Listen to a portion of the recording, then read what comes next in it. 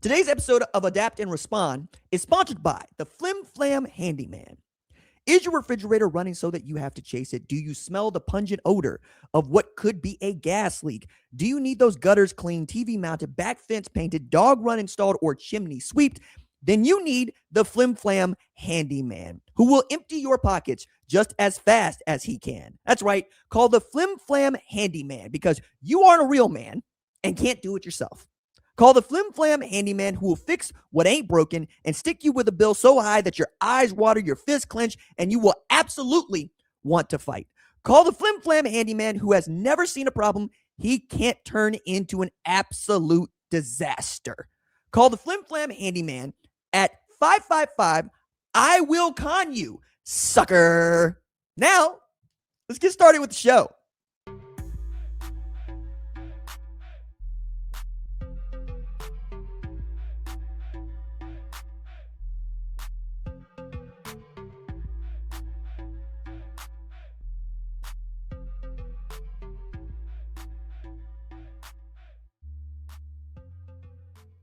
What's up, kinfolk? It's RJ Young. I am not on a step mill. If this is your first time watching Adapt and Respond, thank you for joining us here. We talk college football year-round. If you're into that, consider joining the more than 191,000 subscribers to Adapt and Respond, a college football podcast. We're on our way to 200,000 people. My goodness, that's 2 Owen Fields. You know what I'm saying? That's damn near 2 Ohio stadiums. That is damn near 2 Tiger stadiums. That is damn near 3 Death Valleys. I'm excited about this. This is very cool. And we're not even into preseason really until Big 12 media days start in July. Then we'll go SEC, ACC, Big 10.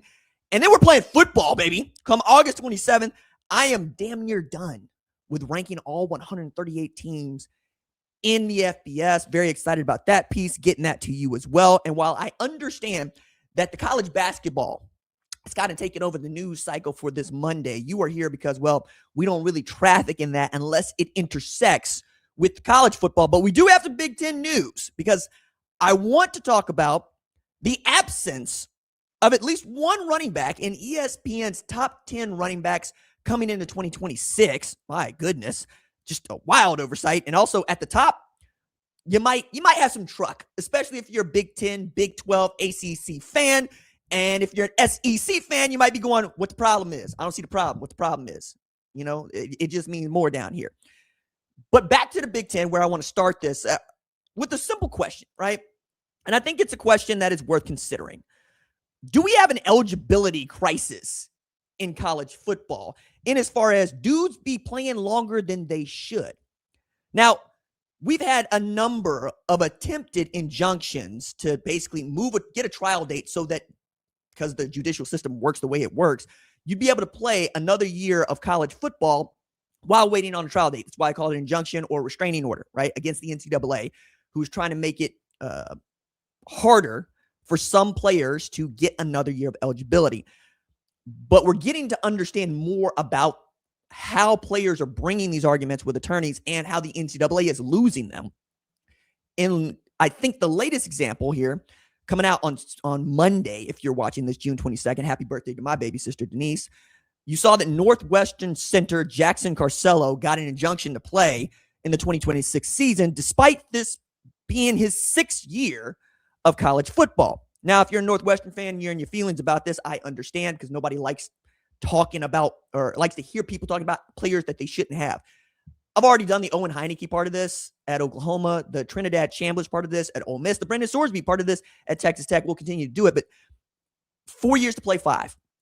But because we have redshirt years, medical redshirt years, and the COVID year, plus players getting paid to play college football, you're getting more of an incentive to play longer. And because Diego Pavia ended up getting his injunction to play another year at Vanderbilt after playing JUCO and basically coming up, New Mexico State turning them into a winner, you have so many different ways in which the NCAA has not treated any one case as precedent. They treat them individually. They treat them uniquely. Some guys they are let through, some guys they don't. Judges are looking at this going, that's not really how precedent is supposed to work. But the NCAA is saying that's how we work. Seeing as there are a lot of judges that just throw up their hands at what the NCAA is doing, is going, how do y'all get away with this? It makes more sense that a guy like Jackson Carsello would get another year of eligibility. But this is interesting because he's played 32 games over the last 3 seasons, and he made 13 starts in 2025. But he was not eligible for a waiver because he took a red shirt year in 2021. He was unable to practice and play any games in that season, but the red shirt stuck. So you have a judge in Cook County who, Chicago, Cook County, Big Ten country, who sees it pretty plainly from his point of view. And it is there's a great quote in here. It says, Mr. Carsello didn't impose a high ankle sprain on himself. Had an ankle injury as a true freshman, didn't allow him to practice or play in order to dodge the rules of the NCAA. You have his own coach saying, I wouldn't put him in. He was damaged. It would be unhealthy. It would be a violation.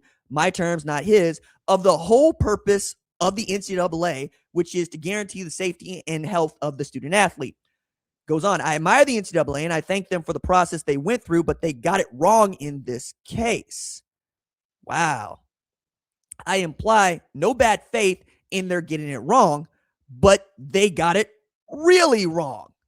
Again, very interesting take from this judge, because you have to consider that the NCAA's first tenet is to care for the welfare of their student athletes and then everybody else.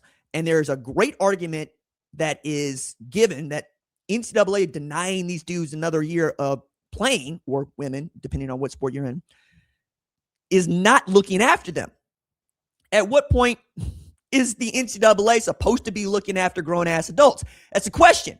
Like really, that's a question, in the way that the military needs to look after our soldiers, right? Like, I really am getting interested in this because military is a government institution. The NCAA is not, right? The NCAA also does not really have any authority to enforce its rules now. Seems so, because people are thumbing their nose at them all the time and taking them to court. The enforcement arm is not that good. We don't really have anything on the books that says these are the things that you're doing to take care of a student athlete. And in that way, you get to claim negligence, right? Does the rule book need to be rewritten? Yeah, it does. But I also believe that the rule book is there and that the 1,600 member institution, the NCAA, ought to follow it. However, if you get a judge now to tell you that your player is fine to go play against the NCAA's wishes, it is what it is. And I've said this about Owen Heineke. It doesn't matter what my opinion about this is, because my opinion on this one doesn't influence whether or not somebody gets to play. Only a judge can do that. But it is, I think, getting to sort of an eligibility crisis, because you're going to see so many more of these cases. I want to say we're getting close to 100 of these since somebody first got through. Now, talking to attorneys about this is fun, because most of them look around going, NCAA doesn't know if it's coming or going. And that makes it really easy to take these things to court. And that's why you're seeing things like the Protect College Sports Act gain some more traction. Brendan Sorsby and his gambling addiction, plus Texas Tech saying, hey, we think he's okay to play football, though he bet on his own team. These things are getting really, really hairy. And it is becoming a can of worms that, I mean, it's open now, right? There's no putting the genie back in the bottle or the crap back in the horse. You got to play it as it lies. And I am looking forward to playing college football, but we do need to come back to the table because too many people disagree with the rules. We need to get enough people that agree with the rules to follow them in good faith. We also need to come up with some ways in which you're protected against litigious universities, and every university is litigious. Even now, the Big 12 Texas Tech saga is not necessarily over, because there are legal fees that have been levied out, right? Because somebody got to pay for the Big 12's attorney to take this thing to federal court to get an injunction, only for Texas Tech to drop it. The thought there is Texas Tech made this mess. They should be made to pay for it. Now, one of the things that I could tell you about a dude from West Texas is you're not going to make him pay for anything unless it's under tremendous duress. I think that everybody wants to move on from the Brendan Sorsby situation, but the eligibility crisis is still there. I would ask you, would you like a local judge to continue to be your college football commissioner? And local just means state. It does not necessarily mean anything else, right? I say local judge because this is a national college football show. And any show that is, or any team that is regional, right, is local. That's how that works. That said, would you like your elected official to start making more of those injunctions? I think you would, because, I mean, not for nothing, that dude is elected in that state. It's another way of saying it'd be real bold for an elected official in Oklahoma as a judge to just go with the NCAA, because you ain't going to make too many friends that way.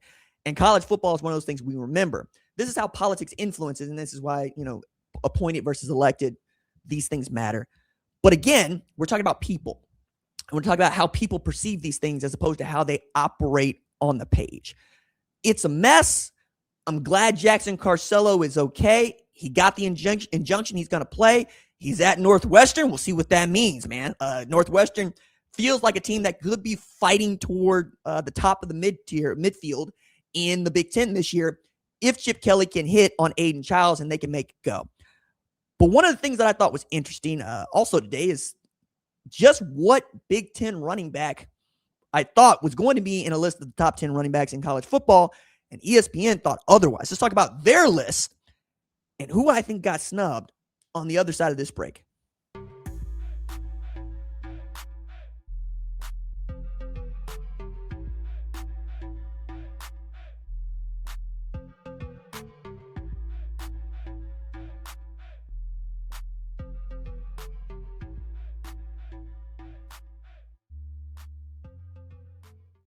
Adapt and respond with me, RJ Young. If you are new to the channel, consider joining the more than 191,000 subscribers by just simply hitting that subscribe button, and answer the question in the comments below. Participate in the community. Who is on your list of top 10 running backs that was left out of ESPN's list of the top 10 running backs in college football going into 2026 season? Very interesting list. But like all lists, right, it's got some failures, right? It's a guy that makes lists professionally. Top 25s, 138s, top 10s, all the time. I'm always interested in how people make lists, because this business is lists, right? That's most of what we're doing. And we rank things and we rank people. And sometimes things just feel off, right? So I'm going to go through ESPN's top 10 running backs. And I want you to just think about who they listed and some of the criteria that you might want to use when you're discussing who the top running backs are in college football going into the season. So number 10, they got a tie actually.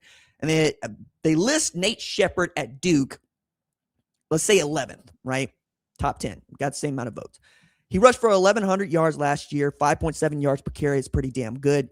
And on a team that featured Darren Mensah throwing the ball all over the yard, it was him who produced 1,418 yards from scrimmage. It sounds like a dude that is going to break out in a very big way in 2026. And I'm with that. I am. I think Shepherd is due, right? And if they can make it work after losing Cooper Barcade and Darian Mensah to Miami, you should expect Duke to be formidable in the ACC again. Then at number 10, I'm going to say, if you got a tie, but I'm going to say 10 here, Caleb Hawkins at Oklahoma State, who's coming off a really great year at UNT. 1,434 yards, 6.2 yards per carry, right? And over just at 1,800 yards from scrimmage last year at North Texas. Really great. And got great size, 6 feet, 220 pounds. And he was great after contact, means that the first tackle didn't always take him down. He was 989 yards on the ground after contact. And he feels like the kind of guy that should transition well to power football. That's going to be very important for Oklahoma State, who is everybody's darling, to make a kind of Indiana-style turn and to be a really great team as the reskin Mean Green in Stillwater. Again, I think that guy is on my list. Don't know about 10. LJ Martin comes in at number 9. 1,300 yards on the ground last year. BYU was very good. Its losses were to a team that made to the college football playoff, right, in Texas Tech. They expect to be there. I also think LJ Martin is probably the premier tailback in the Big 12. A guy that 100% deserves to be on this list. 6'2", 225, runs really hard, really great after contact, and he's one of those guys that I believe will have a long career in the NFL because of how he plays the game, physical, running through tackles, fits into Kalani Sitake's we play defense, we run the ball mode at BYU. Number 8, they got Justice Haynes here, who I don't know I would have put on this list, but has transferred from Michigan to Georgia Tech after rushing for 857 yards. That's 7 yards per carry plus on a team that featured Bryce Underwood, Andrew Marsh. I think Justice is also getting a lot of help from his time at Alabama, and we expect him to be that guy in the ACC. And my favorite statistic about him is he can max out at 22.5 miles an hour when he's flat out. So that is to say, if he gets in front of you, if he's even, he's leaving, right? That's what we're saying. If he's even, he's leaving. Great tailback when it comes to making big runs. Don't know that I would have put a guy that didn't rush for 1,000 yards on this list, but again, that's what they did. Number 7, they got Raleek Brown at Texas, and I think that that's really interesting to really – Raleek Brown has a chance to really feature, right, at Texas. They need a 1,000-yard tailback. They need a guy that can do it all. He's a little bit undersized at 5'9", but anybody seen Raleek the Freak Brown play knows that those 1,100 yards rushing last year, 6.1 yards per carry at Arizona State was no fluke. I got to see him at an Oklahoma camp, and he was really good. And Raleek was one hell of a receiver. As a matter of fact, if you can believe this and then take it back to 2019, 2020, it was Brock Vandagriff who's throwing passes to Raleek Brown, and Vandagriff, who was the quarterback that had committed and that Lincoln Riley wanted. And then Caleb Williams like, actually, I'd like to come there. And Lincoln Riley's like, come on down, right? But Texas has a real dude in Raleek, and I think they're going to have a 1,000-yard rusher. It's something that Steve Sarkisian has always prided himself on. And he was so good at finding space where nobody was. Like, he ranked 5th in the FBS in yards before contact with 561. And he had a bunch of missed tackles, some almost 70. I want to say it's 68 or 70. It's really good. Number 6 on this list is another Texas tailback, Hollywood Smothers, coming from NC State, but rushing for 939 yards on a team that, well, he really did have to do a lot of work with. That's about 6 yards per carry. He had over 1,000 yards from scrimmage. Again, Hollywood Smothers and Raleek Brown will be a couple of those guys that are replacing, Quintravion Wisner and CJ Baxter at Texas after they really didn't get much. Now, you can blame a lot of this on the offensive line at Texas if you want to, but generally speaking, both tailbacks don't leave unless you think you missed, right? And I think that's important. Number 5, and I was getting into nitty-gritty, Louisville's Isaac Brown, who, again, not a 1,000-yard rusher, but 884 on the ground, and he didn't have that many carries. 884 yards, but 8.8 yards per carry. That is a big hitter. That is the ACC's Rookie of the Year in 2024. That is a guy who becomes an absolute problem if you get him in the open field. It is also a dude that broke out those 2 years ago with 1,100 yards on the ground. I think we're going to find out how good Lincoln Kienholz is, because the first thing is stopping Isaac Brown. And if you can do that, maybe you could find out how Lincoln Kienholz is good or bad at Louisville, but Jeff Braun's been pretty damn good when it comes to quarterbacks. Number 4 on this list, they got Mark Fletcher, who was a menace in the college football playoff, man, over 1,100 yards on the ground, and cemented really one of the great performances in college football playoff history with his 507 yards during that run to the national championship game, including a $172 against A&M, and even had 100 yards, 112 against Indiana. Like, we forgot about that, but it's really Mark Fletcher who's the straw during the drink, and then we got a Malachi Toney that can absolutely just rough people up. Number 3, they got Ahmad Hardy here, who's been affected. Gunshot wound, but my God, dude, he goes from 1,300 yards at ULM to 1,600 yards at Missouri.